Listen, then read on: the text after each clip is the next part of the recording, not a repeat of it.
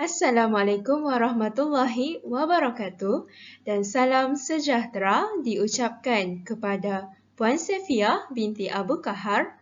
Saya Nur Aisyah binti Latif dari PISMP BMSK akan membentangkan satu pembentangan bagi tugasan 3 EDUP 3033 iaitu murid dan pembelajaran.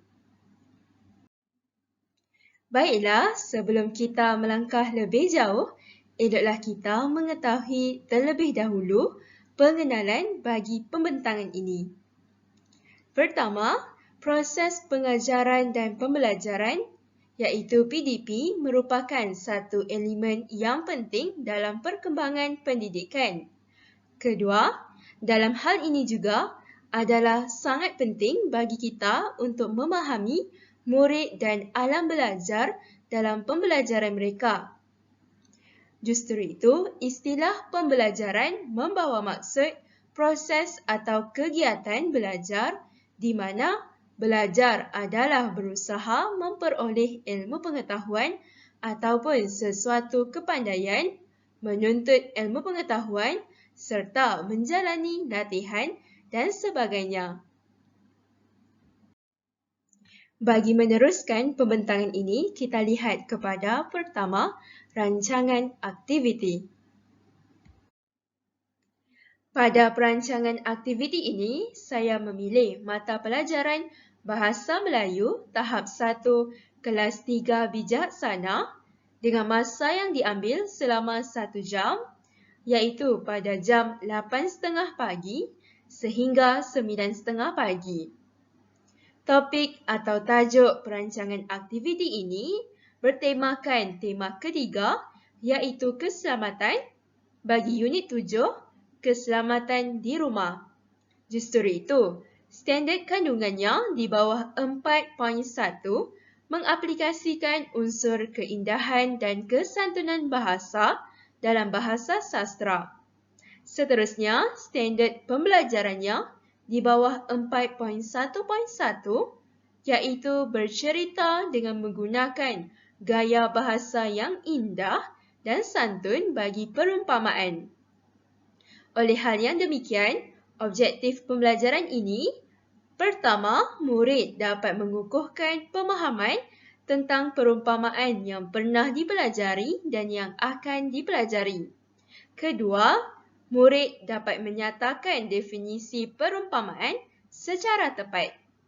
Ketiga, murid juga dapat memahami dan mengetahui contoh-contoh ayat yang menggunakan perumpamaan. Keempat, murid dapat memahami contoh teks yang menggunakan situasi perumpamaan. Dan akhir sekali, objektif pembelajaran ini ialah murid dapat meningkatkan kemahiran bertutur dan bercerita di hadapan kelas. Seterusnya, kita teruskan pembentangan ini kepada pendekatan pengajaran dan pembelajaran. Baiklah, sebelum itu, apa itu pendekatan?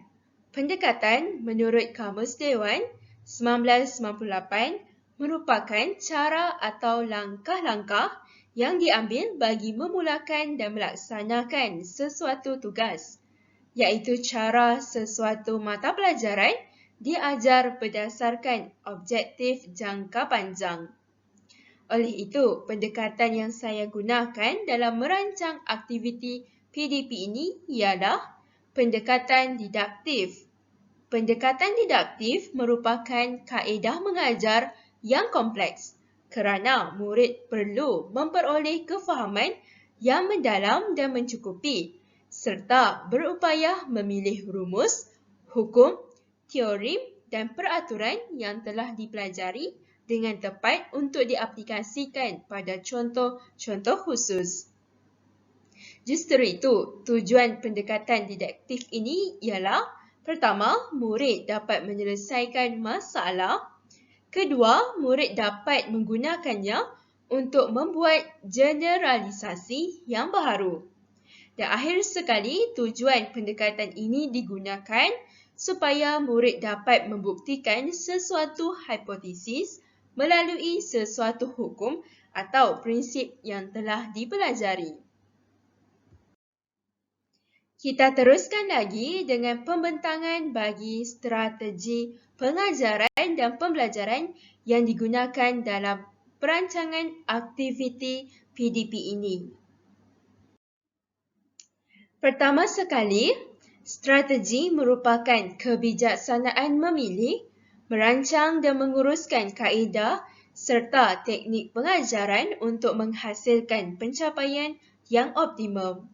Oleh itu, strategi yang digunakan dalam merancang aktiviti PDP ini ialah strategi berpusatkan pelajar.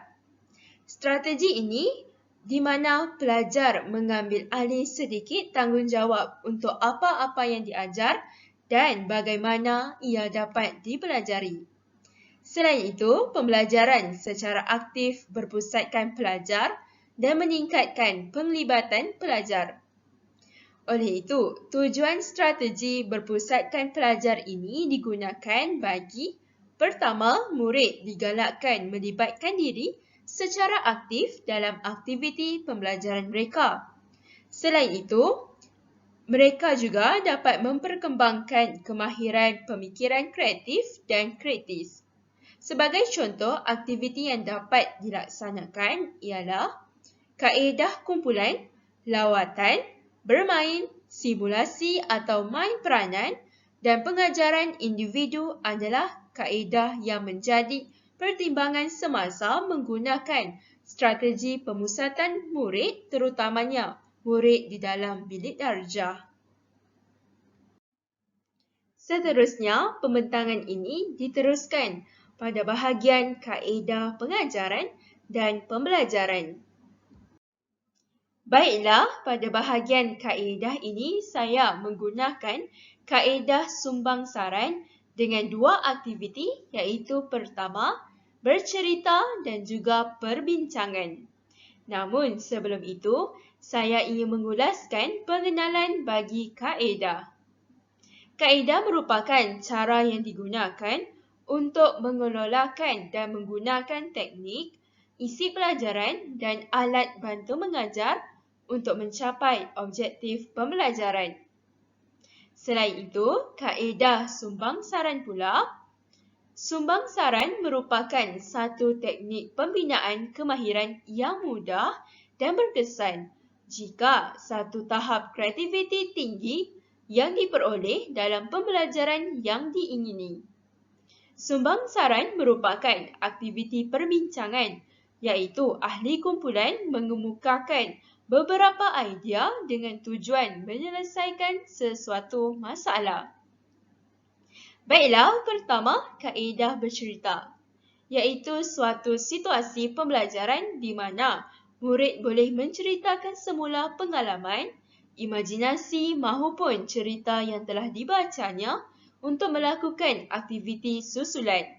Sebagai contoh, pertama, meringkaskan cerita secara lisan, kedua, melakonkan semula, ketiga, menulis semula cerita.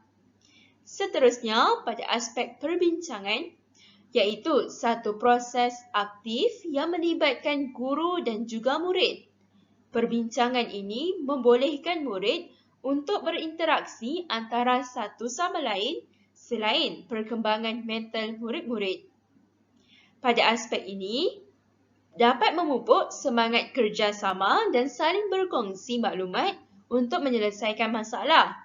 Bukan itu sahaja, ia membolehkan murid memberi idea selain berfikiran secara terbuka bagi menerima pendapat orang lain.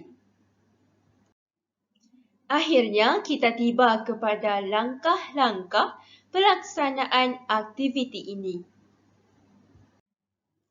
Perancangan aktiviti ini bermula dengan set induksi. Pada set induksi ini, guru akan menunjukkan tayangan video dan bertanyakan soalan bersama murid. Seterusnya, murid-murid akan menjawab soalan yang diberi mengikut daya pemikiran masing-masing bagi menyelesaikan masalah tersebut.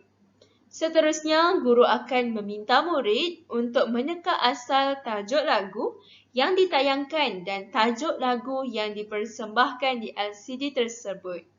Hal ini kerana guru telah menggunakan tayangan video daripada sumber YouTube dengan olahan lagu menjadi lagu tajuk perumpamaan. Dan akhir sekali, guru akan mengaitkan dengan tajuk pelajaran hari ini. Seterusnya, pada aktiviti yang pertama, dimulakan dengan guru akan mengedarkan petikan bacaan bertajuk Bagai Aur dengan Tebing. Seterusnya, guru akan menunjukkan contoh bacaan. Guru juga akan memilih secara rawak beberapa orang murid untuk membaca di hadapan kelas dengan sebutan dan intonasi yang betul. Dan akhir sekali, guru akan membimbing dan memperbetulkan bacaan murid-murid. Seterusnya, pada aktiviti yang kedua ini pula, pertama sekali guru akan mempamerkan beberapa kad bergambar yang berkaitan dengan perumpamaan di papan putih. Contoh kad bergambar tersebut ialah perumpamaan yang dipilih bagai katak di bawah tempurung, seperti melepaskan batuk di tangga, bagai bulan di pagar bintang, seperti cacing kepanasan dan seperti kaca terhempas ke batu. Seterusnya, guru juga akan mempamerkan kad yang mengandungi makna-makna perumpamaan secara rawak di tepi papan putih. Guru akan menjelaskan dan menghuraikan kad bergambar serta makna perumpamaan tersebut. Seterusnya, guru akan membaca contoh ayat yang berkaitan dengan perumpamaan yang terdapat di papan putih tersebut. Selain itu, guru akan memberikan arahan untuk murid mengenal pasti makna dan contoh perumpamaan yang bersesuaian. Selepas itu, murid akan tampil ke hadapan untuk menjawab dan mengenal pasti kad bergambar yang perlu dipilih. Seterusnya, murid akan meletakkan makna yang bersesuaian di sebelah kad bergambar yang dipilih dan menuturkan jawapan yang lengkap di hadapan rakan-rakan. Seterusnya, guru akan meminta murid untuk membina ayat lain berdasarkan perumpamaan tersebut. Sambil itu, guru akan soal jawab terhadap murid lain sama ada betul ataupun tidak jawapan yang dipilih oleh murid tersebut. Dan akhir sekali, guru akan membimbing dengan jawapan yang sebenar sepanjang langkah kedua ini dijalankan.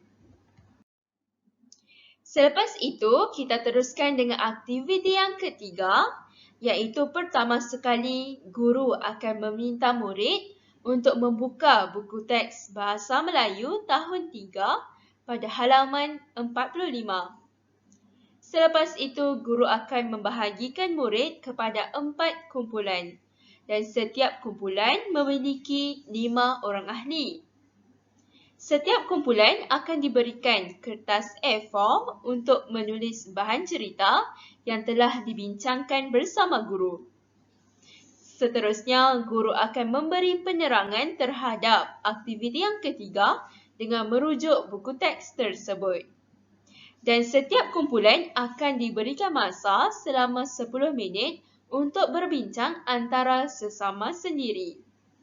Sepanjang aktiviti ini dijalankan, guru akan membimbing murid dengan mengenal pasti penggunaan ayat yang sewajarnya.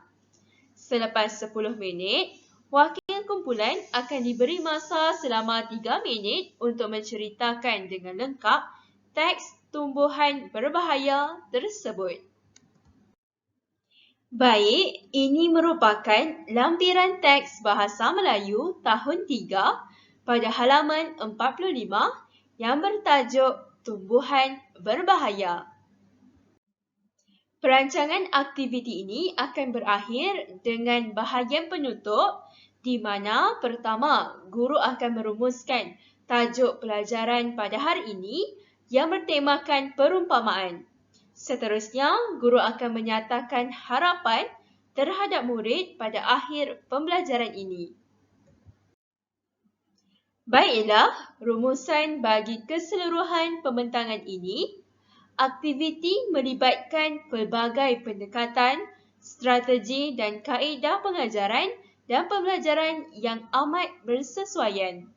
Tambahan lagi, aktiviti ini juga bersesuaian dengan pembelajaran abad yang ke-21, di mana pelajaran yang berpusatkan murid dan guru sebagai fasilitator.